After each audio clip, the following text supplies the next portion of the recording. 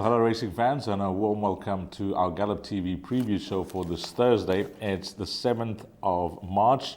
We're racing at the Vaal, and they've put down a 10 race card for you, the valued racing fan, and everything will begin at 12:15, and all things being equal should end quite late, 17:25. So we'll give you the times of the exotics as we go through it race by race with our analyst, none other than Alistair Cohen.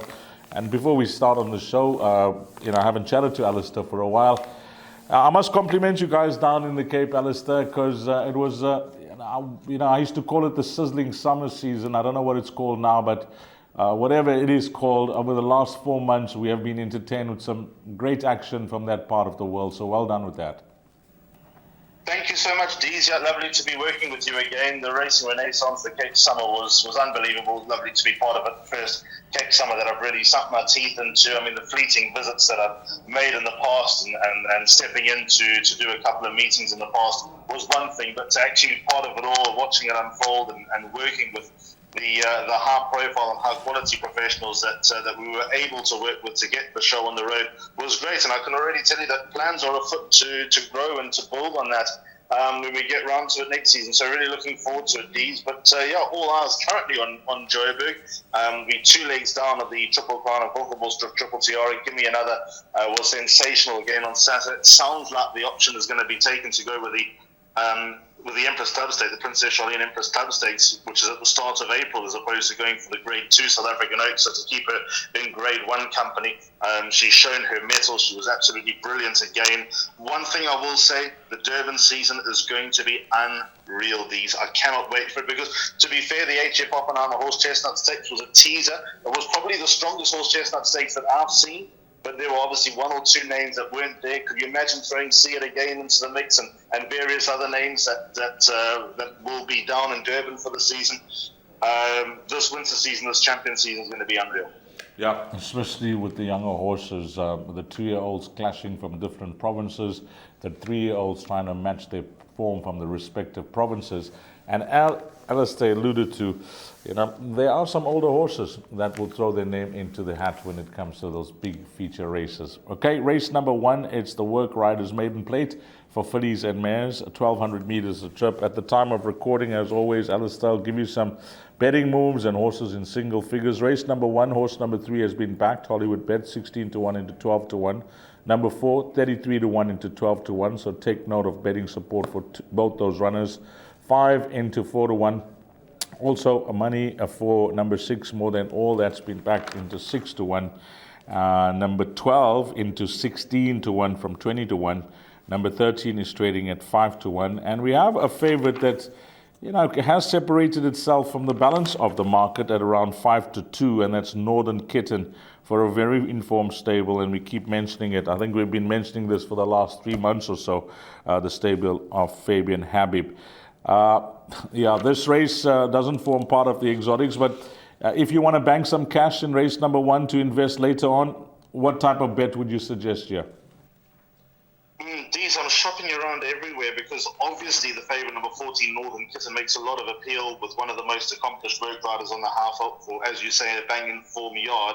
His daughter of Admiral Kitten made her debut behind Dow Solo, which was a little bit disappointing throughout the maidens, but then finally got the job done. Northern Kitten was well beaten.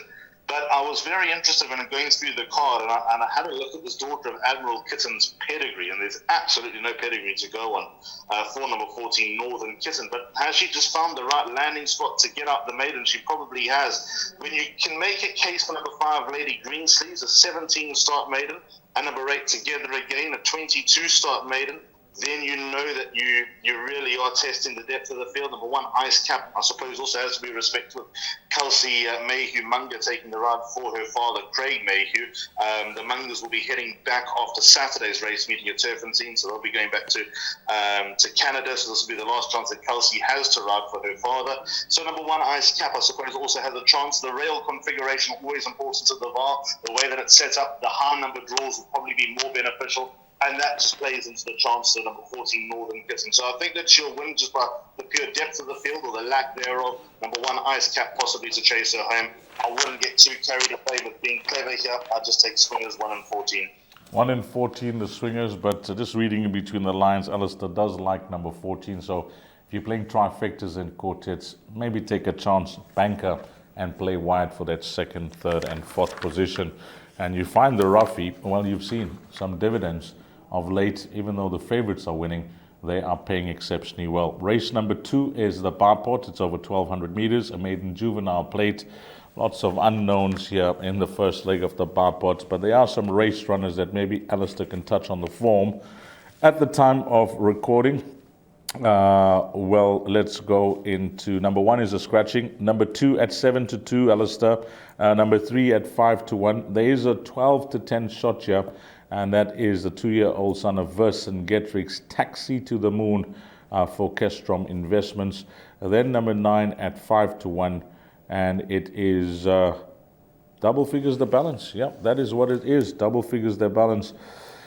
Well, you ever had a look at the racing? You briefly touched on it over the weekend. I mean, Tony Peter, he's definitely got a yardstick when it comes to these young horses on the way those 2 won over the weekend. And, you know, those would you say that's the gold standard from his stable, those 2 horses over the weekend, or there could be something more to come? Geez, I hear not. I hear that there's embarrassment of riches among the 2-year-olds from Tony Peets as well. So if there are horses as good or better than Almond C and Pistol Pete, I can't wait to see them. I don't know if number 8 Taxi to the Moon is one of them, but what I do know is that the talk at Turffontein on Saturday was all for the son of Vercingetorix, the very well-bred son of Vercingetorix out of a famous Oldland stud family. Caden Brewer takes her out. Obviously, stable jockey Colvin Habib is not in action on this meeting, just having a look at the jockey and just making sure. I think he's out for a week through suspension. He's back on Saturday, if I'm not mistaken, all under correction. So Caden Brewer, more than capable replacement to number 8 Taxi to the Moon. If I'm not mistaken, I think this was the horse that Keystorm Investment paid quite a lot of money for at the sales. I think it was the only one the Peters walked away from at Cape Racing Sales Book 1 in January last year, and they went to the ends of the world to get the son of Vercingetorix.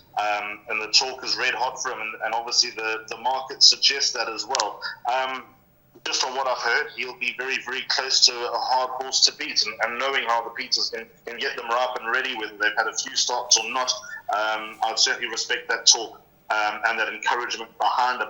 The race runner that makes the most appeal is obviously number 9, Wild at War. Not much went right from over 14.50 last time. Back down the straight, optimistic that he'll give a good start. They're both drawn towards the outside, which is a very good sign. I've had a good look at pedigree. Number 2, Don't Cloud for me, a son of One World. The One World's a sweeping all before them.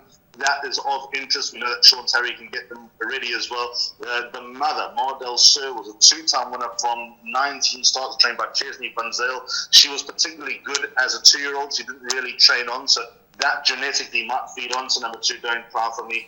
But like I said, the talk is ripe about number 8, Taxi to the Moon. Got to respect the form that number 9, Wild at War, brings into the picture, but it's how that Taxi to the Moon is very, very hard to beat. Well, that's all we need to hear. The confidence is there, the talk is there, and just for information, as Alistair touched on when it comes to suspensions, etc., it's Kumalo, Habib, and even Cabello. They are out until the 9th, I think, up to and including the 9th back on the 10th. So that's why not riding here and not riding on Saturday as well. So race number 2, we're going to go all in here with number 8, Taxi to the Moon. And if there's anything more special than what we saw over the weekend from the Tony Peters stable, well, I wait to see. Race number 3, Place Accumulator, 1,200 meters. Maiden juvenile plate for fillies and mares. You need to get that Place Accumulator bet on by 1. Again, a lot of unknowns in the race, but this is the way they're betting, Alistair. Number 1 Across the Pond at 5-2. Horse number 5 Mountain High, Sean Terry's runner, at 3-1. Then we got number 7 Radiant Heat at 8-1, and number 10 El Temisi, that is trading at 3-1. Yeah, I don't know how many horses you're going to suggest here for the Place Accumulator, but I obviously think that you are going to be going for the race runners, because when we look at these first timers, there's just one that's in the betting, and I would think number 5 Mountain High, could be an inclusion for many when they have a look at the unraced horses. By default, these, again, I looked up her pedigree, this daughter of Rafif, and this is the first fall out of Oh Mercy Me. Oh Mercy Me was trained by Alec Laird. She was a two-time winner, and the highest rating she achieved was a mid-70. But obviously from a very respectable family. She was bred by Fars Fontaine and bought by Maurits Fontaine through her racing career. So that was obviously the bigger picture move from Team Maurits Fontaine and the Wilkenbos Maurits Fontaine team are together here with number 5, Mountain High. I think I remember her at the sale. She wasn't too big, but she was nice and athletic, and not really too often that Sean Terry would really dig into the pockets. But obviously, Wilkenbos went to 600,000 and sent his daughter of Rafif to Sean. Interesting first timer. She won't have to be all that special to win. But I think number 10, Altissimo, probably deserves her day in the sun. Altissimo finished in front of Across the Pond. There was half a length in it last time out. I'll take the stance that Across the Pond is going to be a better racehorse over more than 1,200 metres. She runs like that's what she's looking for. She might be ready to get the job done, but I still think that when she goes a little bit further, she will come into her own, whatever her own might be. So I think that over this trip, that might just give a slight advantage, number 10, Ultimissimo, just to maintain that half a length advantage or so over number 1, Across the Pond. But clearly the most interesting horse here is number 5, Mountain High. Any money for her would make her even more interesting. She's got to go into the bypass, and the benefit when playing a place accumulator is that by the time you need to get your PA on, you'll know where the Mountain High is coming for any support or not, and hopefully we'll get a comment from the yard come race time. Yeah, I think if you are playing that place accumulator, have a look at the other legs. That's sound advice. Just wait to fill in your numbers in leg number 1, because you want to see if there's any action around number 5, Mountain High. Then on to race number 4. It is the start of the big one, the Pick 6. It's over 1,000 meters. It's a maiden plate. Number 1 at 33 to 10. Then we got horse number 12 at 33 to 10, 13 at 4 to 1, 14 at 5 to 1, 15 at 8 to 1. Yeah, the Pick 6 is a difficult bet to catch. Percentage play, the order of the day on usually for most players. But you'll have cards, you'll assess the race meeting, and you'll have cards that will, suit your eye or grab your attention, and you'll feel a bit confident going into your selections. But I must add, at the top of this Pick 6, Alistair, regardless of the results from races 4 through to 9 and the pool, I think whatever has to happen in the win department, there is going to be a serious dividend declared at this race meeting. I actually wanted to say that we got to race 2, but I got sidetracked, so now you're getting me back on track. My message to the punters for this card is, for the exotic players, you just need to catch one exotic, whether it's the Barpot PA, Pick 6, or one of the jackpots, whatever your persuasion is. You just need to catch one of them, and it's going to be easier said than done. Catch one exotic. If you all to come player or just a straight bet player or whatever offering there is on the tote, you need to just have one good race on this card, and I think you're going to come out of it on the other side on favourable terms. So whatever race, as you say, suits your eye, whatever race suits your eye, then that could be the one that you really attack on this card. To be fair, it's a Pick 6 that. A jackpot 1 is my suggested bet. So what I'm trying to get to is that with either race, either side of the jackpot, for those Pick 6 fans out there, it might be worth taking a chance with 1 or 2 horses. You're probably not going to be able to play this card too aggressively, so take a percentage of that Pick 6, and it might end up your way, because there are going to be races where you need a lot of horses. I don't know if the first leg of the Pick 6 is that race where you need a lot of horses, D's. I've had a good look at this, and I've narrowed it down to 3 or 4. My top choice, funny enough, is number 14, Smashing, on the Jeffrey Sayster for Clinton Binder. Richard Ferree rode her last time on the Hollywoodbets Greyville collie when finishing 3rd behind Vaal Fontaine, where she was disappointing. She opened up odds on, she drifted, she couldn't be given away, and she ran accordingly despite being a little bit unlucky. But Smashing, on the 5th of December, finished in front of Enchanting Lady and Jumping Anadia. She's got the advantage of what I expect to be the right side of the track, the outside, and I think there's quite a bit in her favour. I know Enchanting Lady turned the form around with Smashing on the 2nd of January, and that was a big turnaround in form. But I'm just of the opinion that number 14, Smashing, might have a little bit more going for her this time around. I respect number 13, Enchanting Lady. I've told the story about this daughter of William Longsword a few times. I think Fanny Bronco was probably a little bit perturbed by the fact that she hasn't won yet, but she's hinting that a win is not too far away. I'd definitely not leave her out of the pick six. Number 1, And Action, put up his career best last time out, so he's going to be a player that's in the same mood. He's obviously been sparingly raced, so I'd suggest there have been a couple of problems with the Son of Fire away, but now Sean Terry's got him into a racing routine. It's his third start in the space of a month, so for me that's a good sign that Sean's happy with number 1, And Action, so he's going to be a player on the back of a better last run behind Great Barrier. And then number 12, Jumping in Earlier, from a banging form yard. I think she's average, number 12, Jumping in Earlier, but I'm not too sure that the horses I'm giving her a chance to are all that special either, so by default she goes in as well. So, siding with the fillies here more than the Colts and Gallings. The fillies, by the way, are numbers 12, 13, 14, and 15. Obviously getting their 6 allowance. But there are horses here that could just spring up, because some of them, when you look at their form, they are not the worst. They may be in and out, unreliable and that type of thing. But on this day, they could come up. So, race number 4, kicking off that pick 6. Good luck trying to narrow down your selections. And in that first leg, well, Alistair hoping that the form holds up and we can get through with the minimum spend there with the numbers that he's given you. Race number 5 is Jackpot 1. It's over 2,400 meters, merit rated 80 handicap. And this is the way they're betting. Number 1 at 2-1. Horse number 3 at 6-1. Number 4 at 8-1. Then we got number 7 at 17-10. And I had to double check that, and it is correct. 17-10 about number 7. Horse number 8 at 11-10.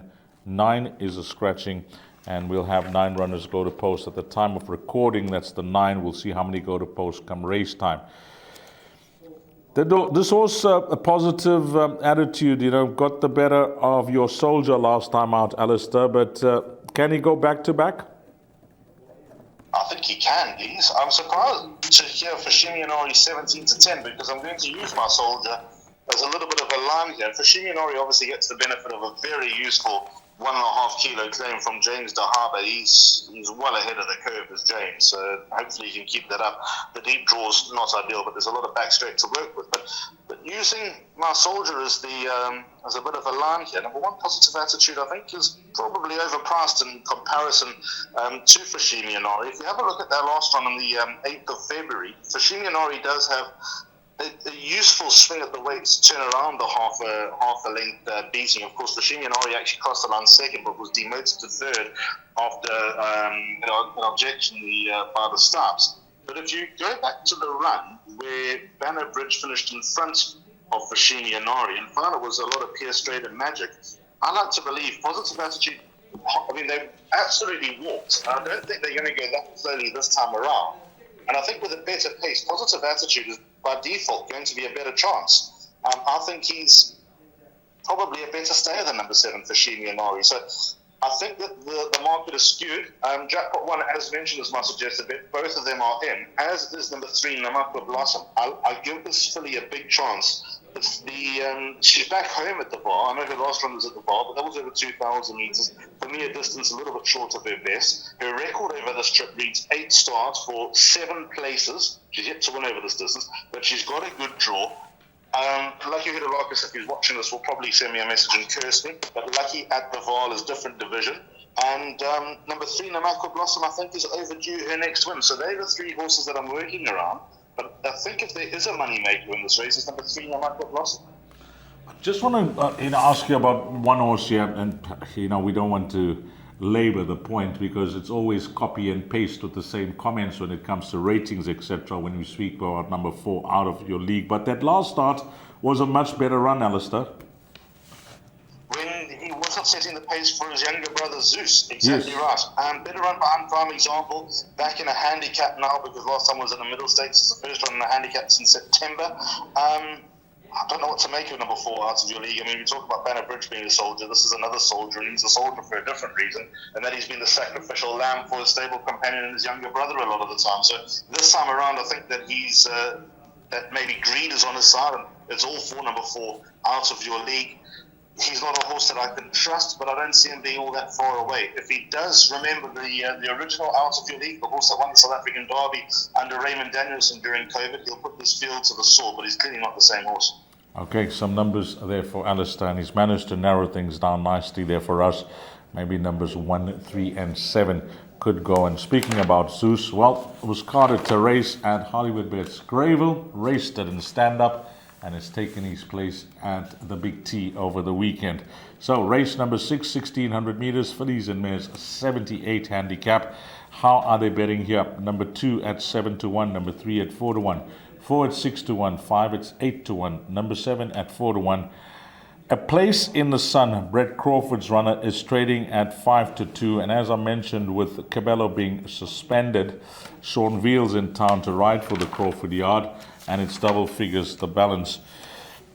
This race, again, 11 runners go to post, but if you can narrow this down, Alistair, I'm going to say if you can narrow this down to, how many runners I said there, 11.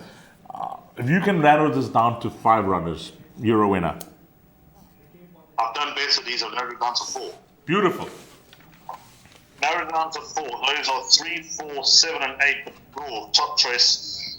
Top choice, I'm going to go with number 4, Ariel's Jet, the daughter of Diesel Jet. Now, on the 20th of February, she was beaten 16th by Be Real, the horse that A Place in the Sun beat.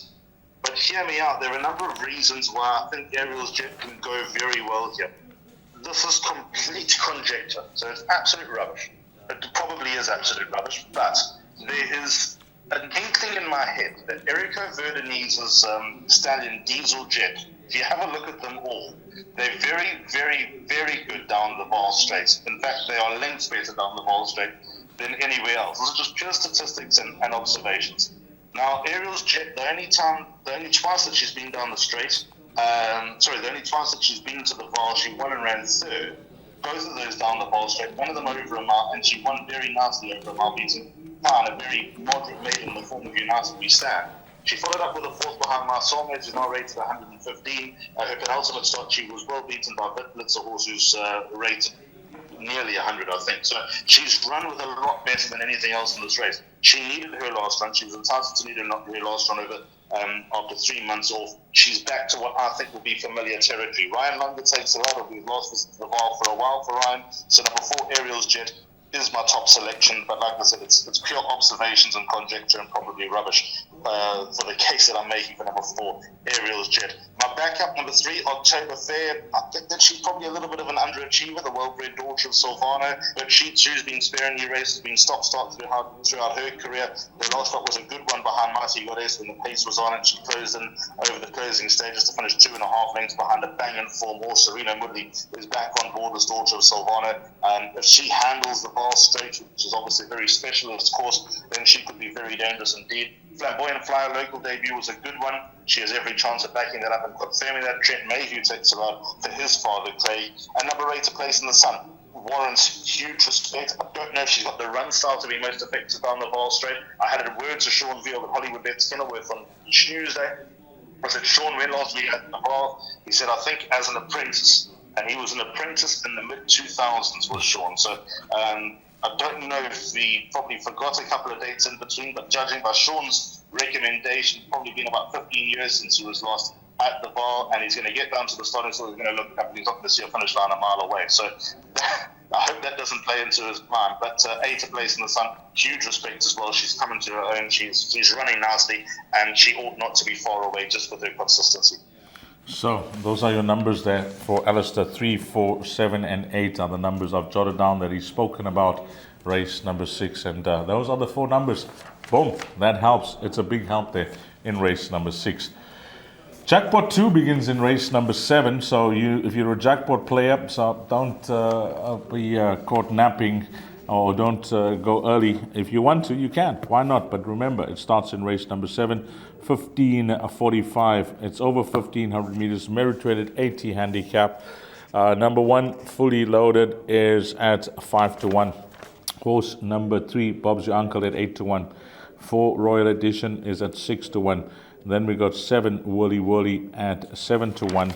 The other horses in the betting, no, none of them. The balance are all in double figures. So another, well, how many go to post? Yeah, time of recording, no scratchings. 17 will run. Keep an eye on scratching. It could help reduce the size of the perm.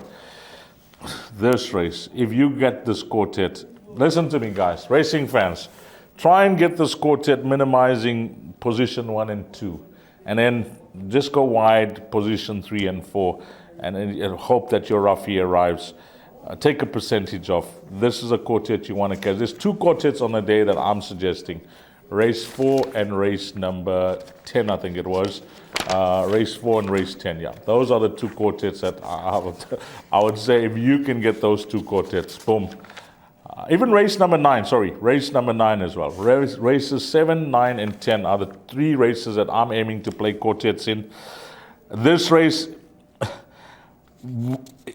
place accumulator, Alistair. You forget about the pick 6. The place accumulator. Now, how many horses would you suggest in the PA? I think that's the right question to ask, because you're helping to simplify a very complicated race. So I'm going to work backwards. I've got, how many? 8 horses in my jackpot. 1, 2, 3, 4. I've got 8 horses in my suggested jackpot. But I've subsequently heard that number 1, Fully Loaded, is strongly fancied. I always have a little bit of a question mark. I know he's run over this distance twice and he's placed twice, but I've always got a bit of a question mark in that. I think he needs a certain type of ride, and he might just get there a little too late, or potentially push. He needs to be perfectly ridden to win number 1, Fully Loaded, but that is always the case, and Dennis Schwarz has obviously done that perfectly twice, because he's 2 from 2 on number 1, Fully Loaded. So a tick in his box. And then further down the page, 7, Whirly Whirly. I mean, he's just still got the zest for life. Is Whirly Whirly, this 9-year-old, 13-time winner. He was retired at the end of August, and then stepped out, or rather, at the end of August, there was no more to come. Then he stepped out and kept on winning. Then Pierre Straden got on him, and he produced another wonderful winner, the back to basics to be reopposes. So he's just showing no signs of stopping, number 7, Whirly Whirly. And while he's running like this, there's no point putting him onto the farm, where he's going to have eventually a well-deserved retirement. And then number 15, Silvano's Song. I mean, he has been a bit of a brass, but now he's been golden. So maybe there's something more to come from number 15, Silvano's Song. But I'm almost uncomfortable with those 3 horses in the place accumulator, to be honest with you. Well, those are your numbers for the PA. You just want to read out some numbers that you'd possibly consider. I know you're giving a jackpot, as you mentioned. I think this is your last, penultimate race of the jackpot that you've given. You obviously played it very widely, Alistair. Yeah, I've gone 8 horses in the jackpot, so 1 Fully Loaded is mentioned, 4 Royal Edition if he runs. First run in a handicap, the Son of Flower Alley. He last ran a week ago in a progress plate where he ran well above his rating behind Give Me a Shot. Number 5, Nordic Rebel, what an iron horse he is. I mean, whatever I said about Whirly Whirly, the same applies to number 5, Nordic Rebel, who won on the inside track, beating good old Willow Express last time out. There's no reason to ignore his chances. Spoken about number 7, Whirly Whirly, and then 12, 15, 16 and 17. So Falcon Strike, who I think is probably going to go well off the back of another rating drop. 15, Silvano's Song was mentioned. 16, Sage King, just because he's got the right type profile to win a race like this off a lighter weight. And number 17, Cash Caval, caught my eye on his debut for Grant Maroon, well now Mark Khan, so changing stables again. Wasn't a bad effort at all from the Son of United States, and I think he'll be better with that run under the belt. So if he arrived in the jackpot, I'll be quite pleased, because he's at a price. Hopefully you get that quartet racing, fans. It looks tough in a big field of 17 runners, but you have to play the percentage up, try and get a piece of that action, because there will be a sizable pool.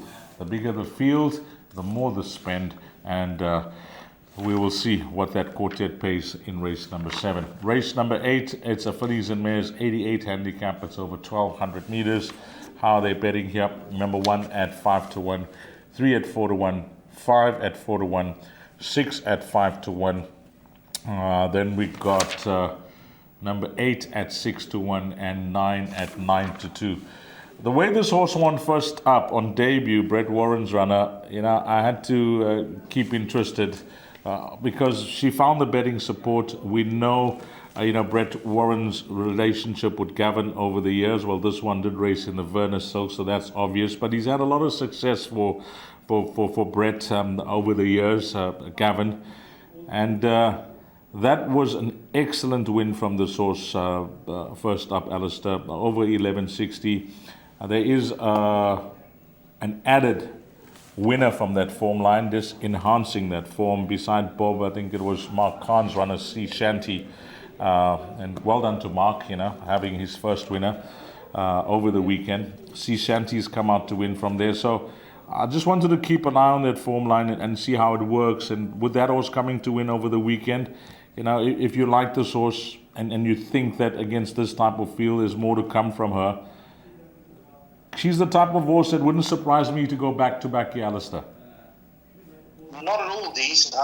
She was nominated to run that 5-runner race, the Bohemia Handicap, which was about 10 days earlier, and obviously due to the conditions of the race and the fact that she would have been under sufferance, the right decision was made to sidestep that and obviously land into this handicap.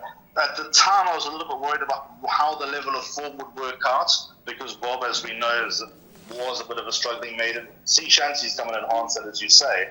And Green Flash could be anything. I hate the cliche, but that's a fact. Because Green Flash could be absolutely anything. She could be on the up, she could be above the curve, and there's no reason to totally rule out her chances. But she's taking on some well-performed horses here. I'm going 3, 5, 6, and 9 in my jackpot. 3 wins within me. Very, very close to actually banking this daughter of Global View, but I thought better of it. She was bought by accident by the Nassus at the sales. If you saw the Nassus at the sales, you could probably work out how they'd buy a horse by accident, but that form, she's turned out to be a very shrewd acquisition. She's a 2-time winner. She's got 3 places under the belt. Her last one was a good one behind Chrome Tourmaline with a bit of support for her, and I think running back in a straight line will probably help this daughter of Global View, so she's got to be in the play. 5 Alabama, and it touched off by the shortest of short heads behind Duenna last time. She got a penalty for being a loser, which, as you know, I absolutely loathe, but she's running so nice. There's number 5 Alabama, and a sheep 2 back home at the Vaal, where she's got 4 wins, all 4 of her wins. She seems to grow an extra leg. It's her 3rd run after a rest, so I'd expect another good performance from number 5 Alabama, Anna. And then number 9 Law Success holds number 8 Work of Time, so I see no reason why that will change. So number 9 Law Success also gets into the play and could be well placed by Paul Matchett again, because she comes in here off a light weight, exactly what she did last time out with 53 kilos. So keeping the company good and therefore keeping the weight down with number 9 Law of Success.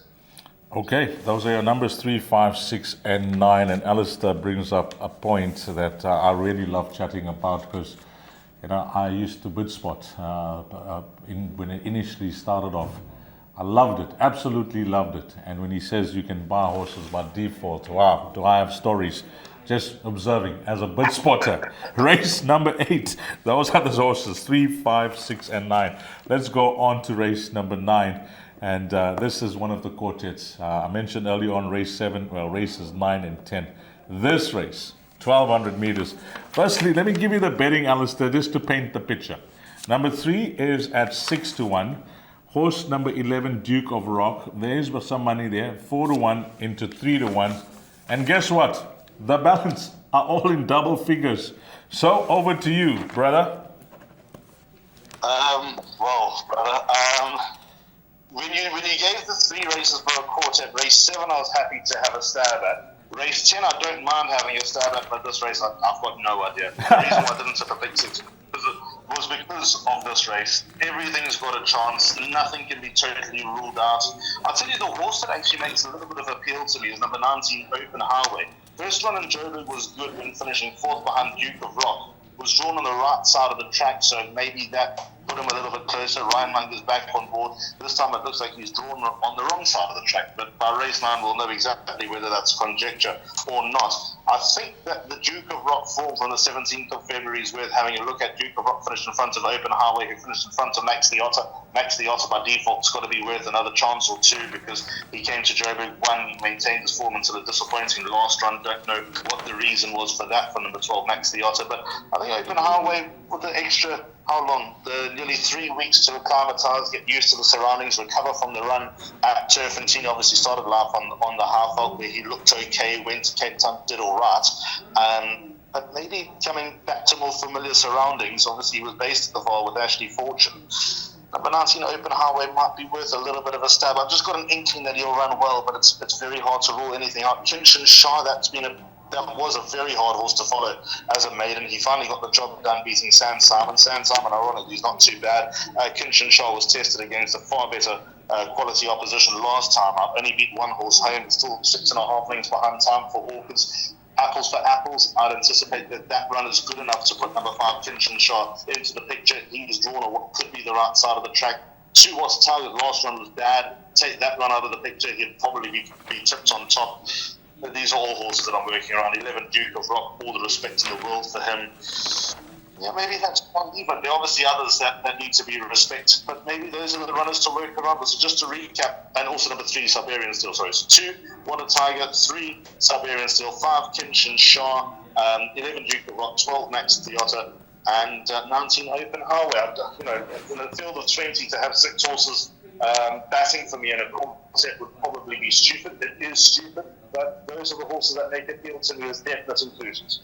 Okay, of your 6 runners, there are different styles and different ways and different methods of trying to play these bets, like trifectas and quartets.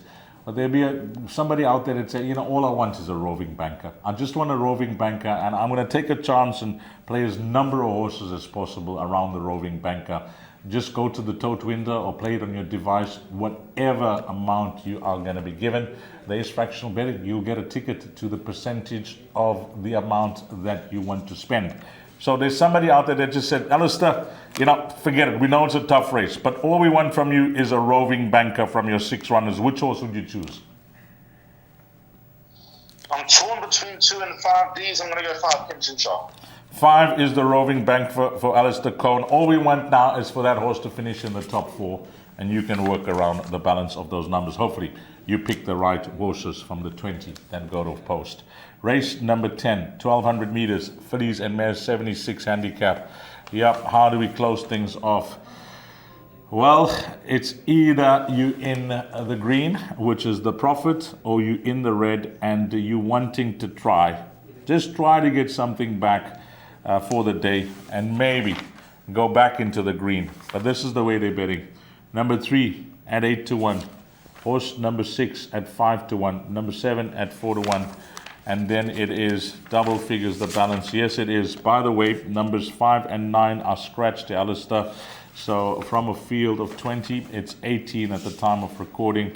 Yeah, just like the previous race, the way the fixed odds betting markers read the race, you know, tells us the story, doesn't it? These, I've kept this one close on my chest. I'm glad I'm doing the show with you. I like your horse here. I like number 10, Miss Hannigan. Yes. I can't go broke on the top of Canada Cliffs. She obviously won her debut. I think that was the first juvenile race of her generation at Hollywoodbets Kenilworth when she won. I want to tell you that story. Ali, if you don't mind. You know, I'll tell you that story. It was one of the most, you know, enlightening stories I've been part of purchasing a racehorse, because the guys were there at Cape Town, came over for the sale.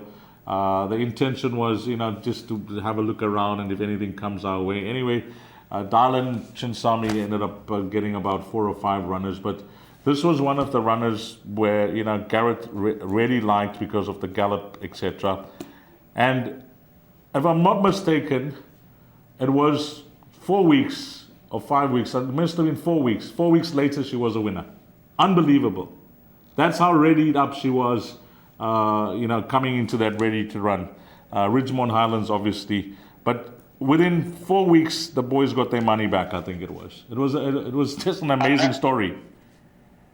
And that quick return is the dream. There's so many people that, you know, at sales you go and you spend a lot of money and you've got to sit on the horse for a year more until you even get the horse onto the track. Then there's no guarantee it'll be any good, no guarantee it'll win, might take time, might end up winning the Hollywoodbets Durbanville in July. But to get that type of return, that's the dream, because that obviously keeps the juices flowing and the next sale you want to come back to. So that's actually a great story. And well done, Dylan's obviously a very lucky man. He got Martin Niger as his co-pilot here. Baby Habit now trains his daughter, Canford Cliffs. But when I was having a look at this race, it immediately looks intimidating because of the size of the field and because, you know, obviously the level of the race. It's a fillies and mares 76 handicap. But having a look at Miss Hannigan, I know that there's a lot of horses to wade through, but this Hannigan finished in front of Ode to the Ocean on the 16th of January. Comes in here, waited to retain that advantage. That was in a novice handicap. And then there was another line of form of a Life Lesson. I don't think Life Lesson's without hope of running an house race here. Finishing well in front of Life Lesson to the tune of 4 lengths behind My Lady's Soul. So I think that all that bodes well for number 10, Miss Hannigan. Her ratings come down again. Dennis Schwartz takes a ride. He'll be on board for the Storch of Camden Cliffs for the very first time. And I just think that she's in the right place now at the right time to run a huge race, number 10, Miss Hannigan. Other horses that are very much on my radar, 7, War Queen. Strange enough, tries 1,200 metres for the first time. She's got the running style to enjoy 1,200 metres, so there's absolutely no reason to write off this daughter of Active War's chances. She's going to be some sort of chance. And then number 16, Simply Magic. Close your eyes when she goes down to the start. She's not the most fluent of movers, but she warms up as the race goes on. And the last start, she made up a lot of ground behind Duke of Rock, who has an undeniable chance of race earlier. It's actually a penultimate start that makes the most appeal of what she's put together lately, because Midwinter Wind has proven that he's well above the handicap, but with another win out of that performance that Simply Magic was in. So those are the 3 horses that I'm working around, but whatever price number 10, Miss Hannigan is, I believe will be a bit of value. Yeah, definitely in double figures there. Now, that could be a really nice way to end things off. Horse number 10, Miss Hannigan. These 2 horses, number 2, Rado, can't come back fresh to win over 1,200 meters. Alistair, first question. No, not for me, Dees. I remember when Peter Stratum won on her, it was, where was it? She had a horrible draw and she had no passage, and 1,200 meters I think would be a little bit too short for her. She is a half sister to MK's Pride, who's obviously a grade 1 winner over a mile. So I think that this looks like more of a starting point for me. And then number 7, going over 1,200 for the first time, is it within a compass? One of my 3D. So 7, 10, and 16, the 3 horses that I'm working around. She runs like she'll go the trip. Cheek pieces come off. That I think is the right suggestion to get her to completely drop the bit and run on late. And if she is going to go 1,200 meters, she'll be given every opportunity to close in right at the end. Well, what a pick 3 to end off at the Vaal. I say what a pick 3 that begins in race number 8, where Alistair's managed to go 3, 5, 6, and 9. I just want to recap on that. 3, 5, 6, and 9 in race number 8, so that's 4 runners. Race number 9, he did give us 6 runners there. I'll read them out. 2, 3, 5, 11, 12, and 19. So you can multiply the 4 by 6. It's costing you 24 Rand. Or if you want to possibly take a chance and go with his roving banker, which is number 5 there, as a banker, and hope for the best, Kinsen Shah. Well, wow, that will be a big result if you're just going to go 1 horse in that pick 3. And then race number 10, as Alistair alluded to, he likes number 7, he likes number 10, and he likes number 16. So play around those 3 runners. I'm just recapping on those numbers because that last pick 3 is worth money. Alistair, over to you. Your jackpot is up on screen, and you have given jackpot 1. Which begins at 25 to 3. So I've gone 3 numbers in the first leg: 1 Positive Attitude, 3 Namakwa Blossom, and 7 for Shimi Inari. Second leg, which is race number 6, 3 October Fair, 4 Aerial Jet, who I like, 7 Flamboyant Flyer, and 8 A Place in the Sun. Race 7, which is the third leg of jackpot 1, I've gone 1, 4, 5, 7, 12, 15, 16, and 17. So I've had to load the cannon there. And then the final leg of jackpot 1, 3 wins within me, 5 Alabama, and a 6 Green Flash, and 9 Law of Success. Hopefully we can get something, because something here will put us well into the green. Well, what I can tell you, the rallied racing fan, is that before we began the show, I told Alistair, it looks like a highly competitive card. Let's get straight into it. Let's get to the numbers. Let's just give what the punters are looking for. And whilst it's now been a longer show than usual, I've actually enjoyed it, because we've had some food for thought, and maybe some things have just been picked up along the way as you get chatting. So hopefully, it's turned out to be a more productive show than we anticipated, Alistair.